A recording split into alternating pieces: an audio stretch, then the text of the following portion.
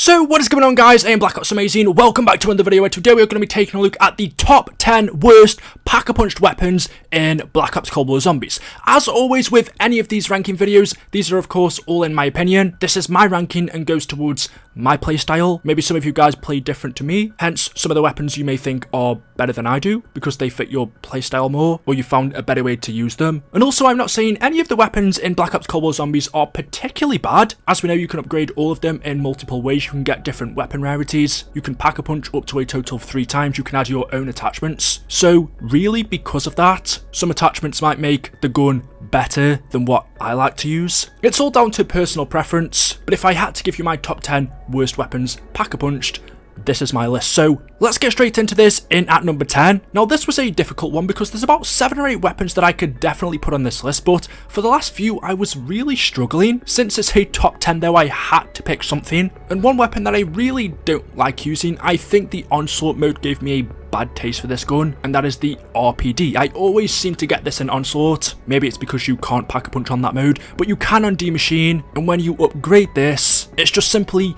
not very good. LMGs in Zombies in the past, BO4, BO3, BO2 as well, had some really good LMGs. They're always good for holding off in a certain location if you're just camping up a corner and you need to fire a bunch of rounds at the undead. LMGs have always been good for taking out big hordes, not necessarily for training since you move quite slow with them, but there is something about the RPD that I don't really like. It's a difficult one to explain. There are a total of 3 LMGs in Black Ops Cold War. This one, in terms of damage, is around about in the middle. It's not quite as powerful as the M60, but it does a little bit more damage than the Stoner. I think we can all agree the Stoner is much better. Maybe it's more on par with the M60, but this isn't as fun as that to use. And all of these weapons that I'm going to be talking about have been pack-a-punched to the max on the gameplay that you're seeing, simply just because it's easier to show you guys footage. I don't have to spend hours getting gameplay, getting 30,000 points to upgrade every weapon fully, although I have tried them in the past. On the footage they'll all just have the same pack-a-punch level. But yeah, number 10 had to be the RPD. Like I said, it was a difficult one to choose, but you could definitely change this one around. Now, coming in at number 9, I have picked the 1911, not the dual wield, but just the single handgun. If you count the dual wield, then it wouldn't make it onto this list, but if you compare the M1911 to its past iterations on Black Ops 1 or BO2, this was the god weapon. When you pack a punch it and combine it with PhD flopper, which would take away explosive damage, this was always the weapon to get. But not so much in Cold War. That explosive feature that we used to have when papped is no longer here. It's now more of a pea shooter, although it does a little bit more damage. It's still a fun weapon to use, but in terms of damage to the zombies, you can even see here I'm on round 10. To the body it does about 150 damage, and then a critical or headshot is about 700. That's good, but because it's a single fire weapon, you're going to be hitting the body more than you are the head, and yeah, it's just not as good as it was. I really didn't want to put it on this list, but being honest, it is a pistol at the end of the day, and in terms of damage compared to the other ones, it has a slightly lower damage than the Magnum or the Diamatis. But saying that, I still prefer it over the Diamatis.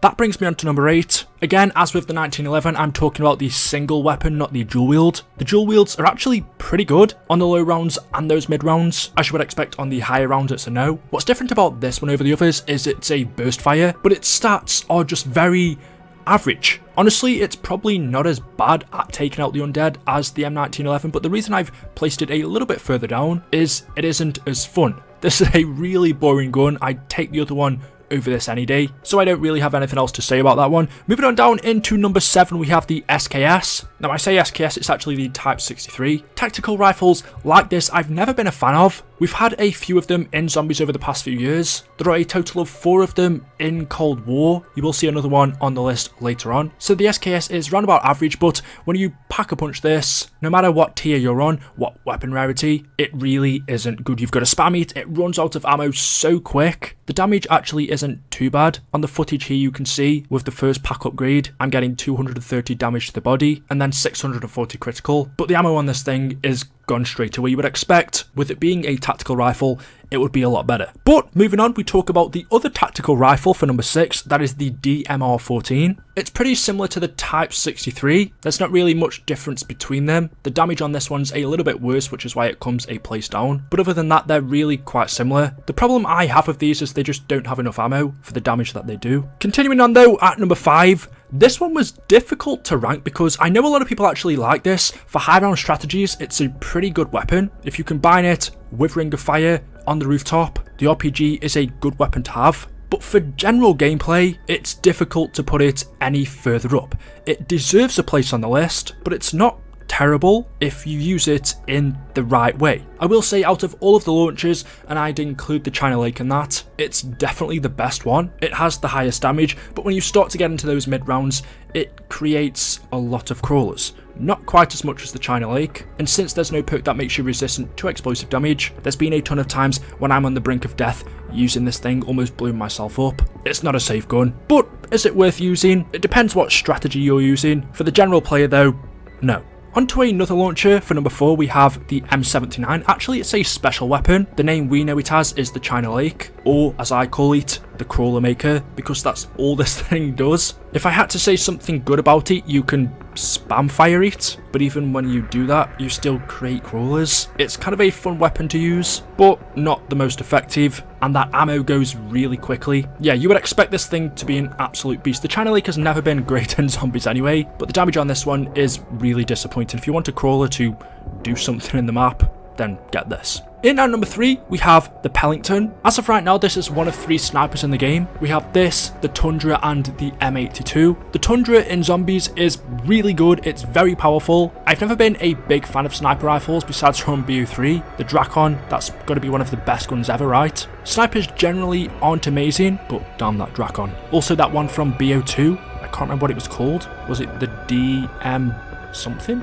I'm sure you guys can say in the comment section below, but that was amazing as well. However, in Cold War, besides from that Tundra, the snipers are bad. The damage sucks, the critical damage is bad, the ADS time, the reload speed. Yeah, the Pellington is in the middle of all 3 of them, and we'll get onto the M82. Bit of a spoiler there. As you guys can see from the footage, body damage is 500, critical damage is 2200, but it's a sniper rifle. It's supposed to be high, you need things to compensate with that, and those other things are, it's super slow to reload, a super slow fire rate, you run really slow with it, it's terrible, it's not effective at all. I'm on round 10 here, it's not even killing the zombies with 1 shot. It's really bad, but we can get worse than that. For number 2 we have the Sigma 2. I don't even know how to describe this launcher. It works in a weird way. You shoot it and then you end up facing the sky. I have no idea what's going on with this thing. The damage is abysmal. It's massive. Might even be one of the worst launchers I've ever seen in zombies, never mind in this game, but it is a launcher, so I didn't want to put it at number 1 because you kind of expect it to be bad. Half of the time you do want to be surprised. And so for number 1, it's the M82, or the Barrett as we know it. Oh my god, this gun, I cannot begin to say how frustrating it is to use. Its damage is the worst of any of the snipers. Its accuracy, even without a proper sniper scope, is horrible. The ammo count is way too low. There is literally not one good thing I can say about it. For me, this is 100% the worst gun in the game, but there we go. Let me know what you guys think in the comments section below. Let me know your ranking. It may be different for you guys. I'd be interested to hear what you guys think. As always, if you've enjoyed today's video, you know what to do. Drop a like rating. Make sure you are subscribed to stay up to date with the latest content on the channel. But as always, I will see you in the next video. Until then, goodbye.